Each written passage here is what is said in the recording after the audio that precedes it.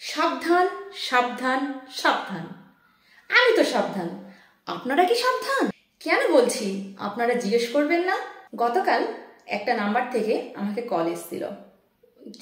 তিনি বললেন যে আপনি কি উজ্জ্বলা গ্যাসের ভর্তুকি পান? আমি বললাম হ্যাঁ, আমি উজ্জ্বলা গ্যাসের ভর্তুকি পাই, যে তোমার উজ্জ্বলা গ্যাস আছে। দিয়ে বলল লকডাউন চলাকালীন আপনারা যে গ্যাসের ভর্তুকিটা পাননি সেই গ্যাসের ভর্তুকির টাকা আপনারা একসঙ্গে পাবেন। আমি বললাম তাহলে কি করে পাবো টাকাটা? উনি আমার কাছ থেকে ফোনপে বা গুগল পে নাম্বারটা চাইছিল, যাতে উনি অনলাইনে সেই টাকাটা ট্রান্সফার করতে পারে।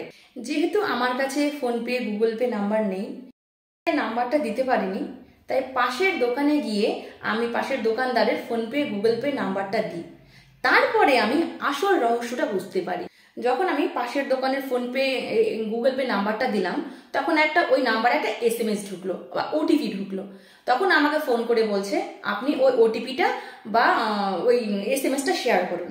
তখন আমি বুঝতে পারলাম তাহলে তো এটা একটা ফ্রড, এটা জালিয়াতি। তাই আপনাদের কাছে যদি এই ধরনের কোনো কল আসে, আপনারা কোনো OTP, phone number, Google pay number বা অ্যাকাউন্ট নাম্বার কিছুতেই শেয়ার করবেন না, তাহলে কিন্তু আপনারা বড় একটা বিপদে আটকে যাবেন।